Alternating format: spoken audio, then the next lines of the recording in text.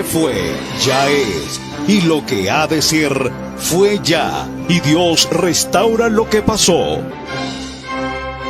Bienvenido.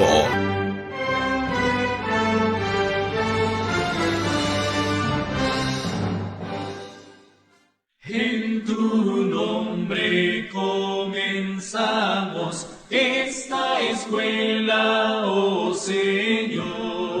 Con fervor te suplicamos, seas nuestro director. Cada sábado venimos a tu escuela, oh Jesús. Ven, Señor, a instruirnos en la ciencia de la cruz.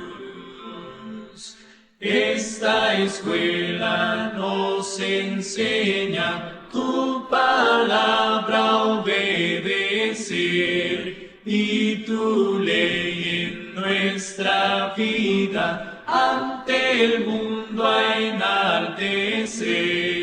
Cada sábado venimos a tu escuela, oh Jesús. Ven, Señor, a instruirnos en la ciencia de la cruz. Ven, Señor, a enseñarnos tus preceptos a cumplir. Ya reunidos esperamos tu presencia aquí sentir. Cada sábado venimos a tu escuela, oh Jesús. Ven, Señor, a instruirnos en la ciencia de la cruz. ¿Qué tal, amigos y hermanos? Muy buenos días.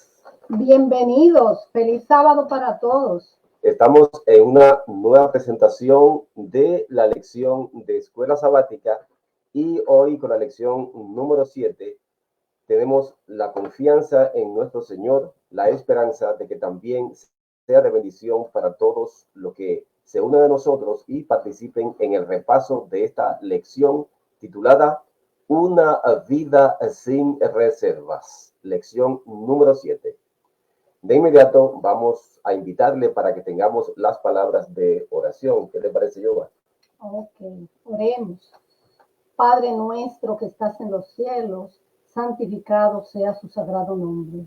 Muchas gracias, Señor, porque estamos aquí para discutir esta lección de escuela sabática, pidiendo su conducción y guía para todos los que hemos de participar y también para los que están escuchando y han de escuchar. Que esta programación nos sea de gran bendición, porque lo pedimos en el nombre de su Santo Hijo Cristo. Amén. Hoy vamos a tener con nosotros algunos hermanos invitados que van también a exponer y van a ser parte del desarrollo de la discusión, el repaso de esta lección número 7. Y pues vamos a leer el texto central de la semana que está en 1 Juan capítulo 1, versículo 5. Pero antes vamos a darle cabida a los hermanos que ya están también con nosotros. El hermano Edison Lora desde la República Dominicana y también ya está con nosotros el hermano Rafael Morillo también desde la República Dominicana. Bienvenidos, que pues vamos a dar tiempo también para que los demás hermanos puedan entrar. El hermano Luis Román y también el hermano Roimer Román desde Sudamérica, en Colombia. Parece que han tenido dificultad para entrar, pero bueno, vamos a continuar. Edison y Rafael, bienvenidos. ¿Qué tal? ¿Cómo están ustedes? Muchas gracias, bendiciones, feliz sábado para todos. Amén. Amén, muchas gracias, que Dios le bendiga. Gracias. Mi hermano Rafael, ¿cómo está usted? Bendiciones. ¿Cuánto tiempo sin verle? Sí, bastante, muy bien, por la gracia de Dios. De verdad que le damos gloria a Dios que nos ha permitido reencontrarnos una vez más. O sea que la gloria del Señor. Amén. Primero Juan capítulo 1 y el versículo 5. Este es el mensaje que hemos oído de él y os anunciamos. Dios es luz y no hay ningunas tinieblas en él. Amén. De modo que Dios es luz y no hay en él ninguna tinieblas. Note que está en plural, dice tinieblas. Es decir, que cuando hablamos de tinieblas, de oscuridad, estamos hablando, puede ser, digamos, una mentira, pero hay muchas mentiras. Así que está en plural, tinieblas. Todo aquello que no sea de la luz es del bando opuesto. Así es. Y el pensamiento clave de la semana lo hemos extraído esta vez del libro Alza tus ojos, la página 195. Y la primera línea que encontramos allí nos dice que Dios no aceptará nada menos que una entrega total. Es decir, que esta idea que se centraliza en la parte del sábado por la tarde, que es cuando realmente inicia esta lección que hemos preparado, nos está indicando que eso de que en Dios no hay ninguna tinieblas tiene que ver también con creencia, con conceptos, con estilo de vida, con todo lo que puede integrarse en la vida de un creyente. Cuando Dios está en nosotros, entonces no hay en nosotros tinieblas. Y tinieblas puede ser interpretado de muchas maneras. El pensamiento clave dice aquí, Dios no aceptará nada menos que una entrega total. Amén. Es decir, que tenemos que investigar qué tinieblas pueden existir en nuestra vida, ya sea en nuestro estilo de vida, alimentación, quizá el tipo de música que escuchamos, el tipo de recreación que tenemos. O sea, tiene un sinnúmero de proyecciones de lo que puede interpretarse o entenderse como tinieblas. ¿Qué le parece a Edison y también Rafael? Así mismo es, la luz de Dios pues alumbra cada rincón de nuestra vida y todo tiene que estar, digamos, alumbrado por esa luz que pudiera interpretarse también como verdad. Amén, amén. Asimismo, Dios también dice que somos como luminares en el mundo, en este mundo que está rodeado de tinieblas, y tenemos que cuidar siempre lo que son nuestras avenidas del alma. Algo que el Señor nos dijo también, que la lámpara del cuerpo es el ojo, y si tu ojo es bueno, todo tu cuerpo estará lleno de luz. Ahora, si tu ojo es malo, todo tu cuerpo estará lleno de tinieblas. O sea que tenemos que también cuidar esta avenida del alma, que es el ojo, que independientemente de lo que miramos, podemos traer a nuestro cuerpo, ya sea tinieblas o luz. Quiera Dios que sea la luz de Dios. Amén, amén. Amén. Así es. Así es. Ok, entonces, vamos a entrar rápidamente al desarrollo de la lección y en la parte de la sección del domingo, el subtítulo de esta semana es la manera de obtener la paz interior. ¿Cuál es la manera de obtener la paz interior? Isaías capítulo 1, versículo 16 al 20 y también el Evangelio de Juan capítulo 14, verso 27. Allí vemos una idea de cuál es la manera de que podemos obtener la paz interior. Vamos a leer estos pasajes. Isaías capítulo 1, versículo 16 al 20. Y le voy a solicitar al hermano Edison que nos busque, por favor, a el Evangelio de Juan, capítulo 14. No, 14. Oh, sí, Juan 14. Y el versículo 27. Leemos. Lavaos y limpiaos. Quitad la iniquidad de vuestras obras de delante de sus ojos. Dejad de hacer lo malo. Aprended a hacer el bien. Buscad el juicio. Restituid al agraviado. Haced justicia al huérfano. Amparad a la viuda. Venid luego, dice Yahweh, y estemos a cuenta. Si vuestros pecados fueren como la grana, como la nieve serán emblanquecidos. Si fueren rojos como el carmesí, vendrán a ser como blanca lana. Si quisiereis y oyereis, comeréis el bien de la tierra. Si no quisiereis y fuereis rebeldes, seréis consumidos a espada, porque la boca de Yahweh lo ha dicho. En este pasaje podemos ver que las tinieblas se traducen en el creyente por el comportamiento, por la conducta, por cualquier inclinación que podamos hacer. Por ejemplo, aquí está hablando de retribuir al agraviado, está también presentando que estemos a cuenta con Dios. Pero muchas veces el estar a cuenta con Dios es estar a cuenta con nuestro prójimo. Es decir, si hemos visto que tenemos algo o si alguien tiene algo contra nosotros, entonces la forma más sencilla es acercarnos a esa persona para dirimir ese problema que puede existir. Entonces ya ahí las tinieblas se comienzan a derribarse. Es decir, que no podemos ir filosofando y pretender que Dios es luz, y cuando nosotros somos también luz, es algo filosófico, algo profundo que no podamos traducirlo a la vida humana. No, Dios está hablando en un lenguaje sencillo, y de paso todo lo que encontramos en la Biblia es para que sea entendido en un lenguaje humano. No es como, digamos, esa interpretación que tienen algunos hermanos evangélicos en cuanto al don de lenguas, que dicen que el don de lenguas es un lenguaje angelical. Están tomando fuera de contexto lo que Pablo está diciendo, 1 Corintios, y dicen que no, que el don de lenguas es un lenguaje angelical. Es que cuando los ángeles se hacen realidad y toman la forma humana, ellos no hablaron un lenguaje del cielo. Ellos hablaron un lenguaje humano que los seres humanos podían entender. Entonces, cuando la Biblia da un mensaje, es para que lo intentamos en el lenguaje humano y lo aplicamos a nuestra realidad. En este caso, las tinieblas tienen que ser conductas, creencias, prácticas, estilo de vida. Note que Isaías capítulo 1 está presentando que estemos a cuenta. Estemos a cuenta con Dios, pero también con nuestro prójimo. Cualquier malentendido puede entenderse como unas tinieblas que hay que alumbrar, hay que esclarecer. Y claro, en el lenguaje que encontramos en Isaías es que no somos perfectos.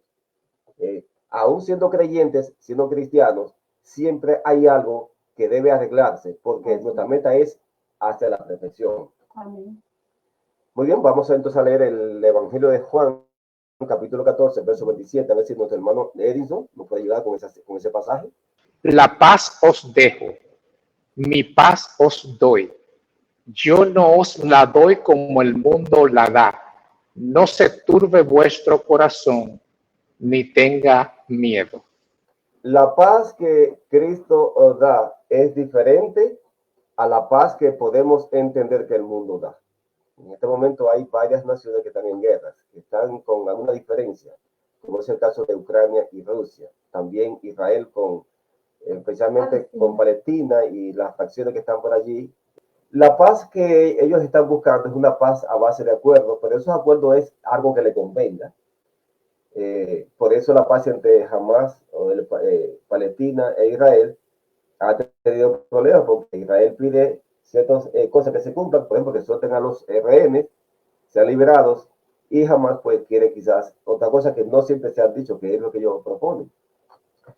Sin embargo, la paz que Cristo ofrece es una paz como producto de que nosotros nos hemos entregado a Él. Y allí, como dice Isaías capítulo 1, estamos a cuenta. No hay nada que podamos ocultarle a Dios. Dios nos examina, como dice un salmo, examíname y ve si hay en mi camino de perversidad. Entonces, cuando no estamos delante de Dios para que Él nos examine, comienza el proceso de la paz. Cuando escondemos algo a Dios, no tenemos paz, hay tinieblas. Pero cuando nos entregamos a Dios sin reservas, que Dios nos examine con su Espíritu Santo, y ese es el papel de Cristo, ese Espíritu examinador en nosotros, entonces ahí comenzamos a estar en paz y comenzamos a sentir la paz que el mundo no puede dar. Porque muchas veces la paz que se ofrece en el mundo hay una hipocresía. Dicen una cosa en público, pero en el fondo hay otra cosa. En la vida del creyente no puede ser así. Si decimos que estamos expuestos para que Dios nos examine, es que todo debe ser examinado. Y esa es la paz que perdura. También la paz que el mundo ofrece no es como Cristo la da, porque ellos la dan con el esfuerzo humano, con su poder, con su sabiduría, pero Dios la da a través de su Hijo y ellos no están buscando a su Hijo, por tanto no pueden dar paz. Exacto. El único modo de obtener la paz y el gozo es manteniendo una relación con aquel que murió, resucitó y que puede vivir en nuestras vidas. Amén. Es Cristo en vosotros la esperanza de gloria. Sí, en cuanto a esa paz que el mundo no puede dar y esa relación que debemos de tener con nuestro Dios, hay una cita también que me llama la atención que se encuentra en el libro de Isaías, capítulo 48, versículo 18, donde el Señor nos dice allí: oh, si hubieras atendido a mis mandamientos, fuera entonces tu paz como un río y tu justicia como las ondas del mar.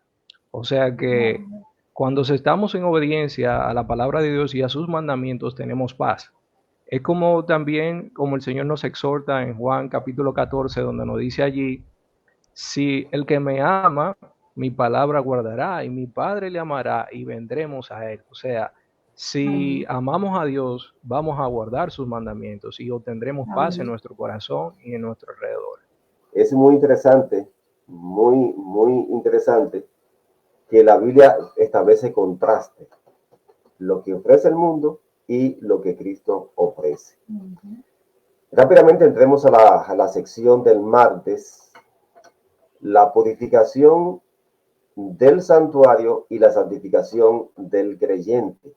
En esa parte, pues, el martes vamos a preguntarle a nuestro hermano Rafael Morillo, inmediatamente, ¿qué relación usted puede ver que hay entre la purificación del santuario celestial y la purificación del cristiano en la tierra? Y allí hay varios pasajes que podemos consultar. Daniel 8:14, que es una cita bien conocida, 2 Corintios 7:1, Hebreos 9:22 al 25. Amén. Muchas gracias, mi hermano. Acá en Daniel capítulo 8, que es la primera cita, versículo 14 nos dice: y hasta 2300 tardes y mañanas, luego el santuario será purificado.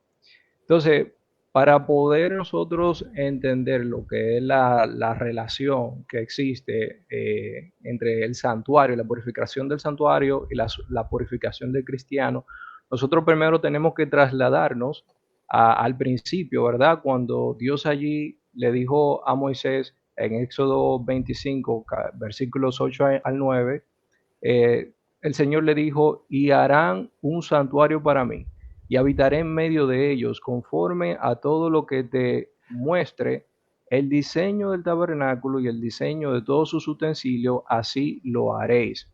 Y en el versículo 40 de ese mismo capítulo hay algo que el Señor le recalca a Moisés y le dice: mira, hazlo conforme al modelo que te he mostrado en el monte. Quiere decir que el santuario terrenal era una figura o un modelo de ese verdadero santuario, que es el santuario celestial. Así que vemos que uno de los propósitos por el cual, según el versículo, el Señor desea crear este santuario terrenal es porque Dios deseaba habitar con su pueblo. Y en ese santuario, allí es donde se da inicio lo que es a ese sistema de sacrificios y símbolos que más adelante nosotros vemos que simbolizan a Cristo. Como nos dice, por ejemplo, Juan el Bautista, en el mismo libro de Juan, capítulo 1, versículo 29, dice: he aquí el Cordero de Dios que quita el pecado del mundo. Entonces, más adelante también Pablo, hablándonos de ese mismo Cordero, ¿verdad? Dice que Cristo era nuestra Pascua que fue sacrificada ya. Y ese Cristo Jesús que se ofreció, que dio su vida por nosotros y venció la cruz del Calvario, más adelante dice que se sienta a la diestra de Dios y es allí donde es constituido sacerdote para siempre, donde intercede por cada uno por nosotros. Amén. Ahora bien, vamos a ver dónde es que está la relación. Cuando notemos y recordemos que en el servicio típico, usualmente cada vez que el pecador cometió una falta o algo grave, tenía que llevar un animalito para que ese animalito muriera por el pecador. Y dice algo interesante en el libro de Conflicto de los Siglos, capítulo 472, versículo 2, dice: en el rito típico, solo aquellos que se habían presentado ante Dios arrepintiéndose y confesando sus pecados y cuyas iniquidades eran llevadas al santuario por medio de la sangre del holocausto, tenían participación en el servicio del día de la expiación. Recordemos que el día de la expiación era una vez al año, donde allí solamente el sumo sacerdote podía entrar y oficiar. En el mismo orden, entendiendo que el santuario terrenal, figura del celestial, era un lugar santo, Dios también, asimismo a nosotros, nos exige que seamos santos. Sé santo porque yo soy santo, y sin santidad no vamos a poder ver al Señor. Y para que nosotros podamos tener una noción de la santidad de Dios y lo que Él nos exige, vamos a ver algunos ejemplos de lo que ocurría en el santuario terrenal.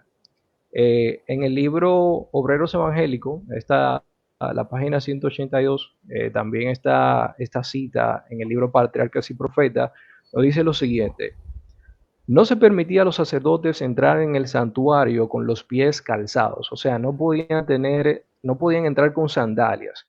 Dice, porque las partículas de polvo adheridas al calzado habrían profanado el lugar santo. Debían dejar sus zapatos en el patio antes de entrar en el santuario, y también lavarse las manos y los pies antes de ministrarse en el tabernáculo y ante el altar del holocausto. Así se enseñaba constantemente la lección de que toda contaminación debía ser puesta a un lado por aquellos que quieren llegarse a la presencia de Dios. Entonces, recuerden que el pecado lo que hace es separación entre Dios y su pueblo, pero cuando nosotros nos apartamos del mal y dejamos los caminos malos, nos vamos acercando a Dios. Y para poder acercarnos a Dios necesitamos estar limpios de toda contaminación. Otra cita también que nos deja ver un poco más acerca de la santidad y por qué nosotros debemos de estar limpios para poder presentarnos delante de Dios, nos dice en el Conflicto de los Siglos, en la página 414, segundo y tercer párrafo, lo siguiente: el macho cabrío emisario no volvía al real de Israel, y el hombre que lo llevaba fuera había de lavarse y lavar sus vestidos con agua antes de volver al campamento. Vamos a ver por qué. Toda la ceremonia estaba destinada a inculcar a los israelitas una idea de la santidad de Dios y de su odio al pecado, y además hacerles ver que no podían ponerse en contacto con el pecado sin contaminarse. Se requería que todos afligiesen sus almas mientras se celebraba el servicio de expiación. Toda ocupación debía dejarse a un lado, y toda la congregación de Israel debía pasar el día en solemne humillación ante Dios, con oración, ayuno y examen profundo del corazón. Entonces, aquí vemos que en ese día teníamos que afligir nuestras almas a Dios. De la misma manera, Dios dice que nosotros somos templo del Espíritu Santo y Él quiere hacer morada en nosotros. Es de esta misma manera, nosotros también tenemos que cuidar nuestro cuerpo y andar en santidad.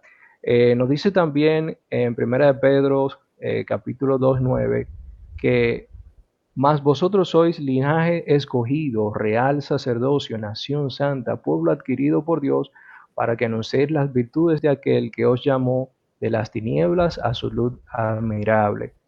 Tenemos un sumo sacerdote que está en el lugar santísimo, el santuario celestial, intercediendo por cada uno de nosotros. Y en el libro de Apocalipsis, Él nos da este mensaje que dice de la siguiente manera. Apocalipsis 3:7, escribe al ángel de la iglesia en Filadelfia: esto dice el santo, el verdadero, el que tiene la llave de David, el que abre y ninguno cierra, y cierra y ninguno abre. Yo conozco tus obras, y aquí he puesto delante de ti una puerta abierta, la cual nadie puede cerrar, porque aunque tienes pocas fuerzas, has guardado mi palabra y no has negado mi nombre. Entonces, esa Amén. puerta que se abrió y la primera puerta que se cerró, sabemos que fue el lugar santo. Y esa puerta que se abrió es el lugar santísimo, por la cual, por la fe, nosotros entramos, velo adentro, donde está nuestro sumo sacerdote. Y ahí podríamos decir que está la relación de por qué nosotros también tenemos que seguir la pisada del sacerdote. Recordemos que el sacerdote tenía una campanita y cada paso que daba el sacerdote, el pueblo de Israel tenía que estar atento. De la misma manera, nosotros hoy en día tenemos que estar pendientes de la obra que está haciendo nuestro Señor allí por nosotros para bienestar nuestro.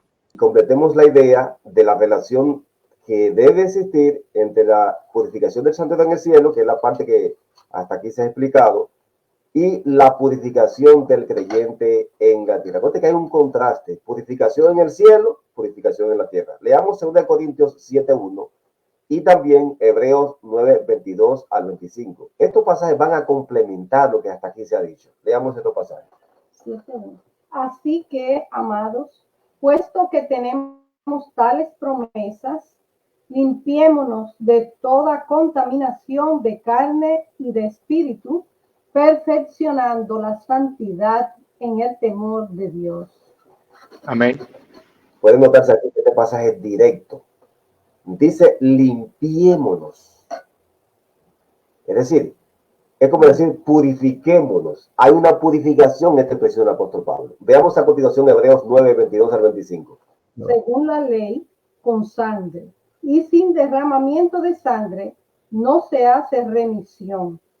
Fue pues necesario que las figuras de las cosas celestiales fuesen purificadas así, pero las cosas celestiales mismas con mejores sacrificios que estos. ¿Notan ustedes cómo Amén. Pablo va directamente al meollo del asunto? Pablo está hablando de que se hacía una purificación en el santuario terrenal y luego dice que la purificación tenía que hacer en el cielo debía hacerse como algo superior. Hay muchas personas en el mundo cristiano que discuten, cuestionan de si la Biblia habla de una purificación en el santuario. Por aquí Pablo lo está diciendo. Está presentando que así como se purificaba el santuario terrenal, entonces el santuario del cielo también necesitaba una purificación. Vamos a leer otra vez el pasaje, especialmente la primera parte, porque este pasaje es clave, mi hermano, para que usted vea cómo la Biblia establece que sí hay una purificación en el santuario, porque esto es cuestionado por el mundo protestante evangélico, de que los adventistas estamos equivocados en este punto. Pero vea lo que dice Pablo aquí. Vamos a repetir esa cita. Hebreos 9:22. 9:22. El 23 es muy clave. Sí. Dice el 22, y casi todo es purificado según la ley con sangre. Sí. Y sin derramamiento de sangre no se hace remisión. Esa es la purificación en el santuario terrenal. Veamos ahora lo que sigue. Fue pues necesario que las figuras de las cosas celestiales fuesen purificadas así, pero las cosas celestiales mismas con mejores servicios que emanan, figura del verdadero, para presentarse ahora por nosotros ante Dios. Muy y bien. no para ofrecerse muchas veces, como entra el sumo sacerdote en el lugar santísimo, sino cada año con sangre ajena. En el caso terrenal, la purificación se hacía con animales. Y en el caso celestial se hacía con la sangre de Cristo, que es lo superior que él muestra. Adelante. Sí, rápidamente yo lo resumiría de esta manera. La relación que tiene, digamos, la purificación del santuario conmigo personalmente es si mis pecados están allá, si mis pecados han sido, digamos, confesados. Vuelvo y repito, tienen que estar esos pecados confesados y cada día, si cometo una falta, el Señor espera de que esos pecados confesados o esa falta, pues nosotros podamos superarla. Y si pecamos nosotros, tenemos, digamos, una caída, confesarlo rápidamente para que dentro de esa purificación sean mis pecados borrados. Amén. Es una gran verdad que cada creyente, hermano Edison, y todos los demás panelistas que están acá, debemos comprender. Es decir, que la purificación del santuario del cielo depende, fíjense bien, de la purificación de lo que ocurre aquí en la tierra. Yo confieso y pongo la cosa en claro con Dios, pues entonces allá también se va purificando. Yo pido perdón de mis pecados aquí en la tierra, allá también se va a borrar, se va a anular, pero claro, hay un proceso que es al día final, se va a limpiar todo el santuario, pero eso es hay una conexión directa con el creyente aquí. No hay confesión aquí, pues no hay beneficio para mí en el cielo tampoco. Exacto. Sí, esa es la verdad en síntesis suprema que todo creyente, todo adventista deberíamos comprender. Y deberíamos saber explicar. Sí. Bien, vamos a pasar entonces a la sección del miércoles.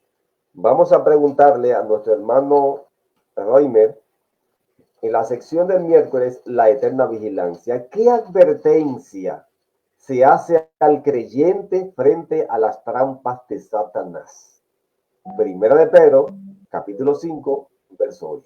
Vamos a leer. Sed sobrios y velad, porque vuestro adversario, el diablo, como león rugiente, anda alrededor buscando a quien devorar. Y esto es el texto introductorio que nos ahonda o nos hace nosotros pensar en lo que es la eterna vigilancia. Es lo que dice el día miércoles, ¿no? de esta guía de estudio. Debemos estar nosotros sobrios porque nosotros sabemos que hoy en día el enemigo usa muchas cosas para nosotros desviarnos, y pues lo digo yo de manera personal, yo lo he vivido, lo he experimentado, y pues creo que esta guía de estudio ha sido pues de bendición porque primeramente me habla a mí en mi vida personal. Satanás observa ansiosamente a todos los cristianos, vamos a decir a todos los cristianos que son sinceros y que quieren tener una relación personal con Dios. Los observa cuidadosamente para hallarlos desprevenidos. Si nosotros supiéramos la gran importancia que tiene el que nosotros estemos en una vigilia constante, que nosotros estemos vigilando constantemente nuestros pensamientos, nuestras acciones y todas estas cosas, porque esto es clave para la vida eterna, es clave, porque podemos poner un ejemplo bíblico. Cuando el rey David rehusó ir a la batalla, cuando el rey David rehusó ir a la guerra a defender a Israel, el diablo aprovechó ese momento para tentarlo, y lo que hizo fue que logró su objetivo, hizo caer al rey David en la tentación, ¿cierto? Porque el rey David no se encontraba vigilante, no se encontraba atento a cualquier tentación que podría venir a su vida. Así que fácilmente cayó en la tentación. Y esto esto fue plasmado en la Biblia, dice la señora Elena de White, que fue plasmado en la Biblia es para que nosotros podamos agarrarnos de allí. Nosotros podamos decir, bueno, aquí hay un ejemplo de que el rey David, el hombre conforme al corazón de Dios, cayó en el pecado. Entonces ya sé qué debo hacer para no caer en el pecado. Debo estar siempre vigilante. No es como algunas otras personas lo toman, otras personas lo toman de esta manera. Bueno, si el rey David, que era conforme al corazón de Dios, cayó en el pecado, ¿qué será de mí? Yo más fácil caigo en el pecado. Hay otras personas que lo toman así, pero no es la mejor manera de verlo. La manera de verlo es que nosotros debemos aprender de esos errores y estar siempre vigilantes. Una pregunta de evaluación. ¿Qué podríamos hacer para hacer exactamente eso? O sea, para que estemos vigilantes. ¿Cuáles son las herramientas que Dios nos provee para que podamos vigilar? Y la pregunta para Jaime también y para los demás que quieran comentarlo. Bueno, muy interesante su pregunta, y pues podemos responderla con la Biblia, ¿no? Con la Biblia, lógicamente, pero siempre viene a mi corazón. Sí, siempre viene a mi mente, a mi corazón, pues el texto que dijo el mismo David. En mi corazón he guardado tus dichos para no pecar contra ti. Yo digo amén, gloria a Dios, ¿cierto? Amén. Es que cuando nosotros recordamos algún texto bíblico poderoso que nos ayuda a seguir en la lucha del cristianismo, de no caer en la tentación, Dios nos ayuda, Dios nos da de su espíritu y nosotros podemos soportar la tentación. Efesios 6, allí mismo en el, digamos que en la guía de estudio nos da un poco como la guía o Ujú. como lo que Sí, nosotros nos podemos basar, ¿sí? Para resistir, para estar firmes. Por tanto, 6:13, ¿no? Efesios 6:13. Por tanto, tomad toda la armadura de Dios para que podáis resistir en el día malo. O sea, lo que nos da aquí a entender a nosotros es que no todos los días son malos. No, hay veces en los que la tentación viene más fuerte, hay veces en los que la tentación es mucho más correcto, así aguda, es. ¿cierto? En esos momentos es en los que nosotros debemos tomar la armadura de Dios. No que no es que no la tengamos antes, sino que en ese momento debemos, digo yo, afianzarnos más, ¿no? Tomando la Ujú. armadura de Dios para que puedas resistir en el día malo, así como por ejemplo Daniel. Daniel, no sé si recuerdan, no sé si me estoy yendo un poquito, pero me gusta hablar de eso, ¿no? Cuando Daniel escuchó que se había promulgado una ley de que el que no orara o el que no alabase al rey de Babilonia en ese entonces, creo que era Ciro, eh, tenía que ser muerto, ¿sí? Así que la Biblia dice que Daniel siguió orando como tenía por costumbre, pero nosotros somos a veces como al revés, nosotros oramos es cuando viene la aflicción, la prueba, o la dificultad, o la tentación, y no es así, la verdad es que nosotros debemos orar siempre, aun cuando venga la tentación, y antes de que venga la tentación, debemos siempre estar orando. Pues eso es lo que yo veo, trato de sacar la enseñanza, ¿no? Y sigo leyendo para que podáis resistir en el día malo. Y habiendo acabado todo, estar firmes. Estad pues Amén. firmes, ceñidos vuestros lomos con la verdad y vestidos con la coraza de justicia. Y calzados los pies con el apresto del evangelio de la paz. Sobre todo, tomad el escudo de la fe, con que podéis apagar todos los dados del fuego del maligno. Tomad el yelmo de la salvación y la espada del Espíritu, que es la palabra de Dios. Orando en todo tiempo, y ahí es donde viene un poquito lo que yo dije al principio. Cuando yo veo que viene la tentación, o que está la tentación, o alguna cosa que quizá me pueda sacar de mi aura espiritual, pues yo a veces me mantengo en oración constante, me mantengo en oración en mi mente, en oración constante, orando en todo tiempo con toda oración y súplica en el Espíritu, y velando en ello con toda perseverancia y súplica por todos los santos. En conclusión, hemos visto aquí dos cosas que hemos rescatado de cómo el creyente hoy puede estar en esa eterna vigilancia. La parte del miércoles.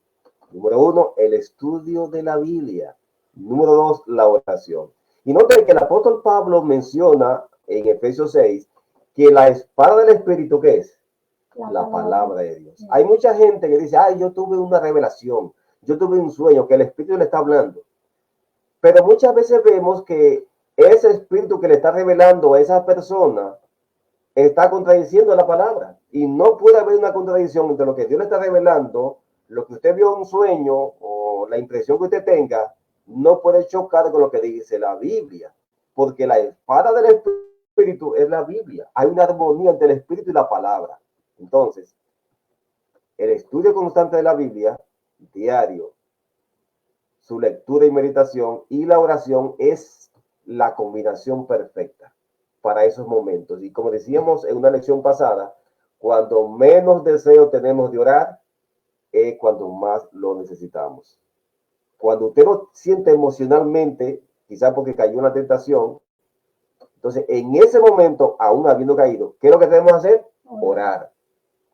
Cuando haya el desaliento, cuando venga la adversidad, o sea, emocionalmente, cuando menos deseo tengamos de hacerlo, es el momento de orar. Y hay un pensamiento que dice que el desaliento es la anestesia que Satanás aplica al creyente antes de arrancarle el corazón. Ese pensamiento siempre lo tengo pendiente. Dice, el desaliento es la anestesia que Satanás aplica al creyente antes de arrancarle el corazón. Los desalientos Tremendo. van a llegar por muchas razones, una enfermedad, problemas económicos, problemas en el hogar, entre esposo, por muchas razones llega el desaliento. Cuando estamos desalentados, es el momento para que oremos, porque de lo contrario, Si no vigilamos allí, Satanás busca nuestra caída. Pasemos a la parte del jueves y vamos a preguntarle rápidamente a nuestro hermano Edison Lora. Vamos a ver la medida de la atención divina. ¿Cómo presentó Cristo el gran cuidado que muestra Dios por cada ser humano? ¿De qué forma Cristo mostró el gran cuidado que muestra Dios por cada ser humano? Mateo 6:30. Amén, amén. En esta lección aparentemente sencilla, pero con una lección profunda, objetiva y práctica a la vez. Dice el título de la lección del jueves, la medida de la atención divina. El verso que allí aparece es Mateo 6:30. Verso conocido por nosotros, dice: y si la hierba del campo que hoy es y mañana se echa en el horno, Dios la viste así, ¿no hará mucho más a vosotros, hombre de poca fe? Unos versos allí mismo en Mateo dice: mirad las aves del cielo, dijo Cristo, que no siembran ni ciegan ni recogen en graneros, y vuestro Padre Celestial las alimenta. ¿No valéis vosotros mucho más que ellas? ¿Y quién de vosotros podrá, por mucho que se afane, añadir a su estatura un codo? Y por el vestido, ¿por qué os afanáis? Considerad los lirios del campo, como crecen. No trabajan ni hilan, pero os digo que ni aun Salomón, con toda su gloria, se vistió así como uno de ellos. Esta palabra de Cristo pudiera sonar un poco poéticas, si se quiere, pero yo pudiera añadir que Cristo le dio tanto a los discípulos como a nosotros nos da hoy día una reprimenda. O sea, Cristo nos dice que nosotros vivimos afanados, vivimos estresados, porque no hemos entendido que así como Dios el Padre cuida de las aves, también cuida de nosotros. Amén. Y fíjese que Cristo utiliza dos elementos interesantes, que es la ropa y el vestido, justamente dos elementos por los cuales la gente toda la vida vive afanado por conseguir. Pero Cristo nos dice a nosotros que si bien es cierto esas cosas son importantes, pero para Dios lo más importante es la vida. O sea, pues muchas veces nos preocupamos por el cuerpo o por la apariencia, pero no nos preocupamos por la vida en sí misma, o digamos la parte espiritual, lo que verdaderamente tiene relevancia, que es el alma. Y Dios quiere que nosotros tanto la vida espiritual la alimentemos de su palabra y podamos cubrirla de su justicia. ¿Ve? Amén. Entonces, lamentablemente, estas cosas nos llevan muchas veces a afanarnos, nos quitan mucho el tiempo, vivimos estresados por tratar de conseguir cosas, cuando lo verdaderamente nosotros deberíamos enfocarnos más en las cosas de grandes, digamos, trascendencias, que es la parte espiritual.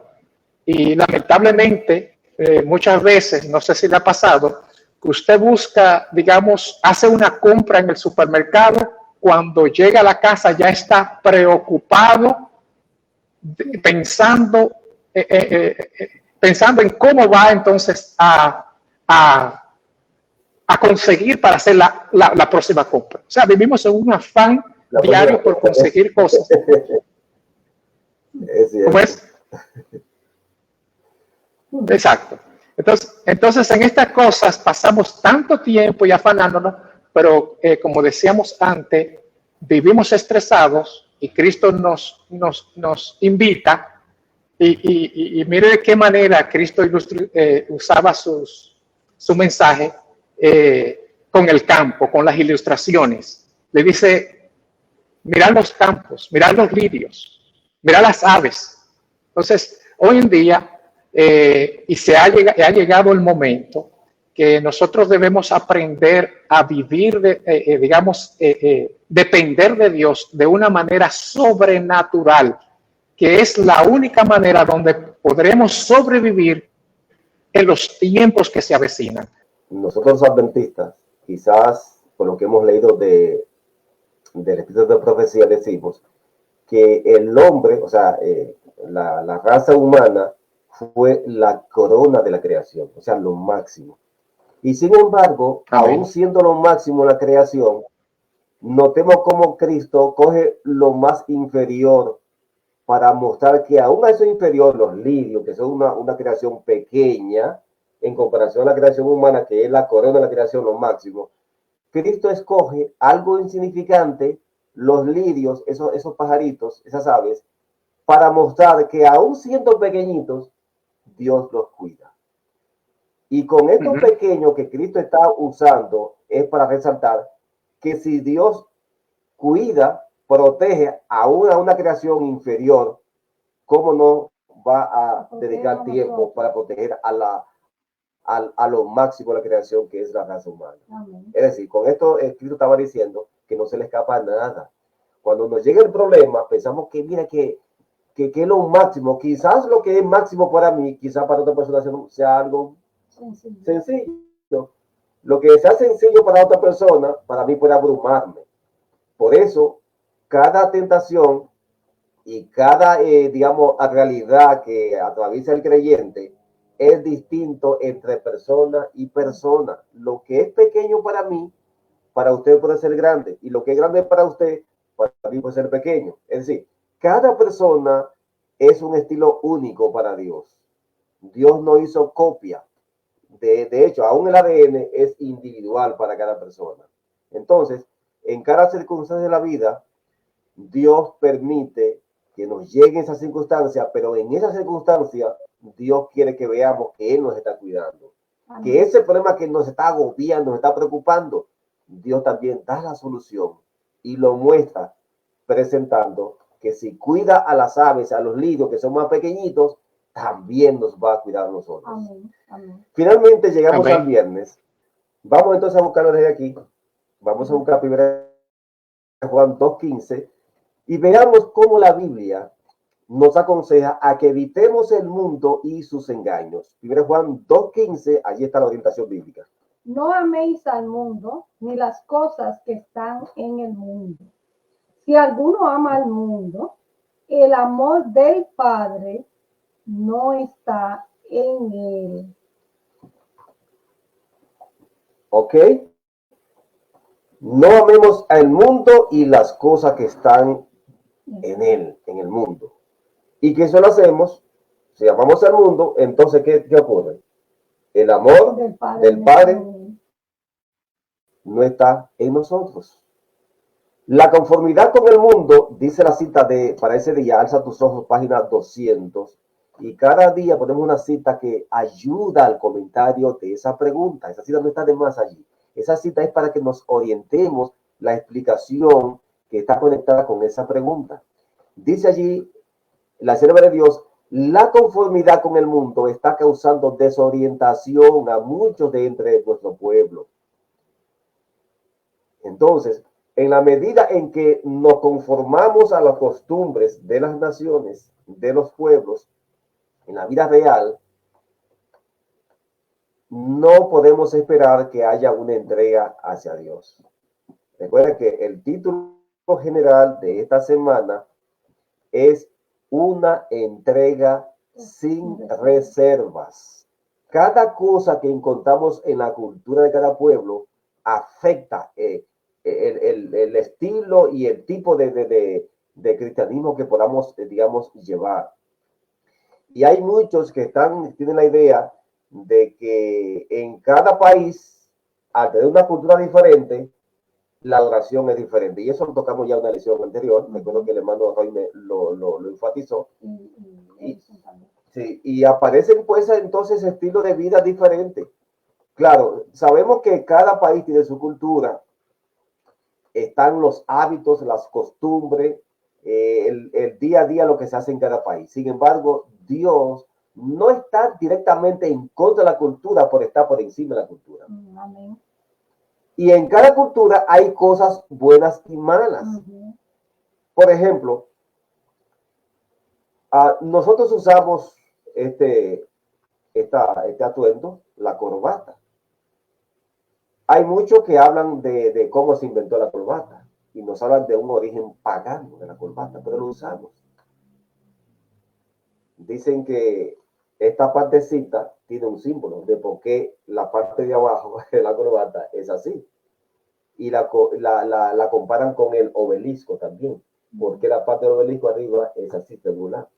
Y nos dicen que tiene un origen pagano. Vean que esto se inventó en una cultura dada. No sé en qué país se inventó la corbata. Pero lo que decía es que en sí mismo Dios está no en contra de la cultura a sí mismo, como que se quiere presentar, pero Dios está por encima de la cultura. Cuando yo veo que ese aspecto de una cultura de un país afecta mi espiritualidad y lo que yo encuentro en la Biblia, entonces yo debo evitarlo. Así es.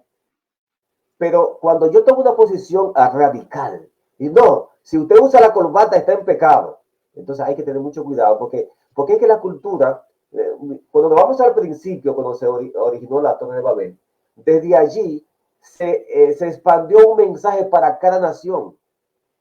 Y al nacerse los idiomas allí, entonces aparecieron nuevas formas de ver lo que ya existía. Aún los nombres fueron modificados. La falsa oración comenzó allí. Pero llega un momento en que cosas que nace en un país pagano, llega el momento en que realmente son absorbidas por los pueblos. Y Dios no la está condenando en sí, pero la permite. Por ejemplo, hay muchos que condenan la palabra, el uso de la palabra Dios, porque dicen que eso es paganismo, debe decirse Elohim. Fíjense bien, entra una parte delicada. Debe decirse Elohim, porque es lo que aparece en el hebreo. Pero yo pregunto, ¿indica eso que estamos llamados a hablar hebreo para salvarnos? No, yo no veo eso en la Biblia. Entonces, no se debe usar la palabra Dios porque es Elohim, porque la traducción sería Dios en español, en inglés. Sin embargo, curiosamente, encontramos en la Biblia que la palabra Elohim también se usa para los falsos dioses en la Biblia. Fíjense qué cosa.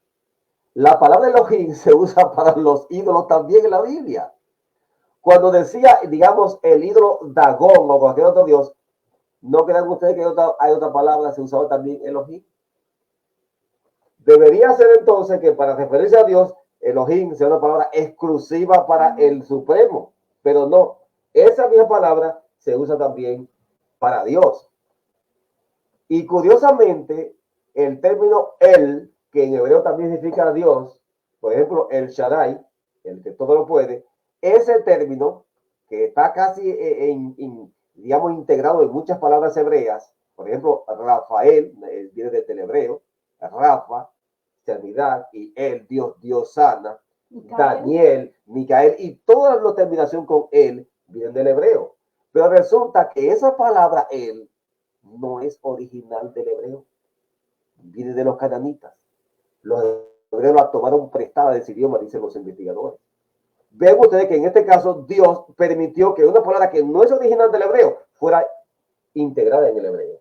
Por eso decía que Dios no es que esté totalmente en contra de la cultura por estar por encima de la cultura. Ahora, si en el tiempo moderno vemos que una práctica que es el paganismo está afectando lo que dice la Biblia, el mensaje bíblico, la ley de Dios, ahí sí entonces estamos llamados a rehuirlo.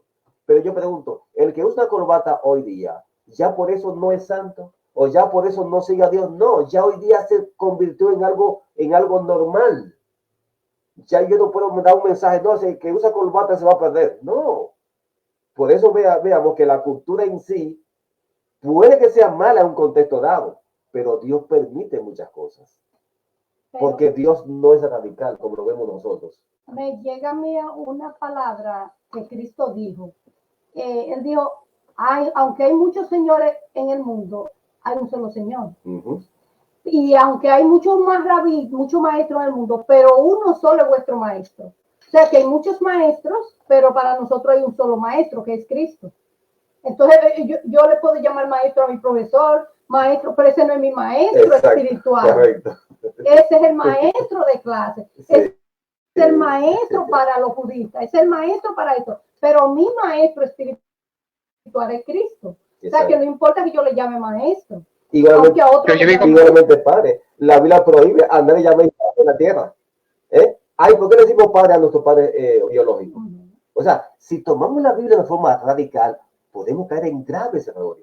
Cuando Cristo dice a nadie llaméis padre en la tierra, está hablando de un sentido espiritual, como es el caso de que le llaman padre a los sacerdotes católicos, que es un sentido espiritual. Entonces, esa es la prohibición, pero no impide que le llamemos padre a nuestro padre biológico, porque ese no era el contexto en el cual Cristo estaba hablando. Hemos pues aprendido que Dios pide de nuestras vidas una entrega sin reservas. Y eso pues comienza con que nuestra vida esté presentada ante Dios. No hay misterio, no hay secreto que Dios no pueda examinarnos, pero aquí el punto es que nosotros estemos dispuestos a entregarnos sin reserva a Dios. Aprendimos también que debemos ser luz para el mundo.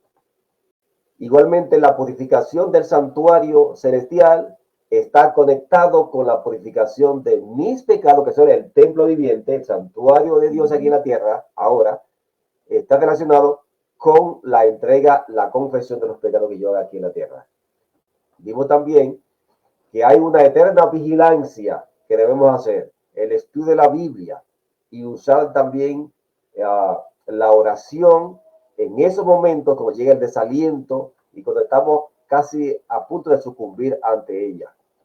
Y finalmente vimos la medida de atención que Dios toma por cada uno de nosotros, que siendo las aves algo insignificante, Dios la toma, Cristo la toma como un ejemplo para decir que aún ellas, Dios la protege. ¿Y cómo no va a proteger a lo máximo de la creación, que es la especie humana? Finalmente vimos que nosotros debemos evitar ser absorbidos por las cosas del mundo y que en cada cultura Dios busca fruto de santidad en esa cultura. Gracias a todos ustedes panelistas, hermanos Edison, Luis, Reimer y también el hermano Rafael. Vamos a orar. Nuestro amado Padre Celestial, gracias Señor porque nos ha permitido analizar y revisar esta lección. Gracias. Pedimos Señor que usted nos ayude a que podamos estudiar su palabra cada día y que podamos estar conectados a través de este medio que usted nos ha dejado, que es la oración. Ayúdenos a que podamos también estar por encima de las cosas negativas en cada cultura del mundo. Que nuestra vida esté abierta para usted y que usted perdone nuestras faltas y pecados. Amén. Que seamos parte de esa purificación de la carne y del espíritu que nos habla su palabra. Amén. Para que podamos estar en armonía con lo que ocurre allá en el cielo. Amén. Una vez más le damos las gracias por su amor, por su perdón y por su cuidado protector. Y lo pedimos y recibimos por fe en el nombre de su Hijo. Amén. Amén. Este programa llegó a ustedes por cortesía del Ministerio Restaurando del Séptimo Día. Bendiciones y hasta la próxima entrega.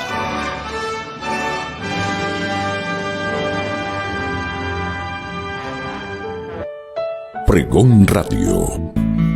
Alcanzando vidas, restaurando el mensaje.